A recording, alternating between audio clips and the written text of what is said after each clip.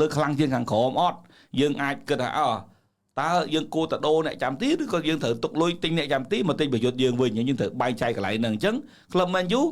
គាត់អត់ចាប់អារម្មណ៍រឿងអ្នកចាំទីខ្ញុំគាំទ្រមិនអាចសភាគាត់ទេប៉ុន្តែខ្ញុំគាំទ្រឲ្យគាត់យកប្រយុទ្ធមកពីព្រោះដល់ការនេះយើងមើលឃើញប្រយុទ្ធយើងស្អុយណាស់លេងអត់កើតទេបាទលេងក្លឹប Man U គាត់អត់ចាប់អារម្មណ៍រឿងអ្នកចាំទីខ្ញុំគាំទ្រមិនអាចសភាគាត់ទេប៉ុន្តែខ្ញុំគាំទ្រឲ្យគាត់យកប្រយុទ្ធមកពីព្រោះ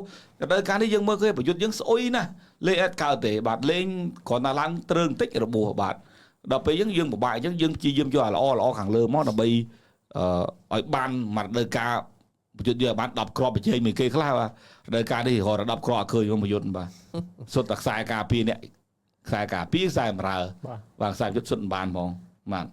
ហើយអានេះខ្ញុំនិយាយចឹងមិនថាឌឺដងដាក់បងប្អូនអីទេតែគិតមើលទៅបាទគិតមើលទៅកន្លែងហ្នឹងដូចបងនិយាយចឹងអត់អីទេព្រោះអីគាត់ឃើញថាខ្វះខាតគ្រាប់សុទ្ធគាត់រកអ្នកបកាយសុទ្ធឥឡូវមើលយករ៉េ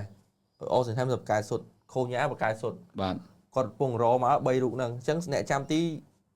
អត់អីទេទុកអាចុងក្រោយគេទាំងអស់យកអ្នកចាំទីណាមកជួយ back up អូនណាទៅមើលតើអូនណាមានកំហុសត្រប់គាត់ចោលហ្មងអាហ្នឹងបានប្រគួតប្រជែងគ្នាវិញអត់ខ្វះទេដូចអីគេ Martinez ផងអ្នកចាំទីបាសេឥ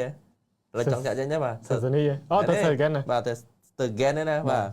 មានឥឡូវដូចថា Trafford អីនោះញូកាសលពងចង់យកចិត្តបានអញ្ចឹង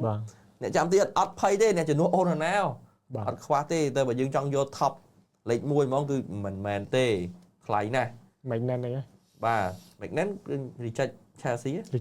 Magnan ផលលបងហ្នឹងឯងអត់ទេបងបារាំងស្បែកខ្មែរហ្នឹងឯង Mark Magnan បាទអត់អីទេអ្នកចាំទីទុកនីតិចុងក្រោយបាទត្រូវហើយក ុំបខំពេកព្រោះយើងខ្វះគ្រាប់សុទ្ធទេមិនខ្វះអីទេបាទ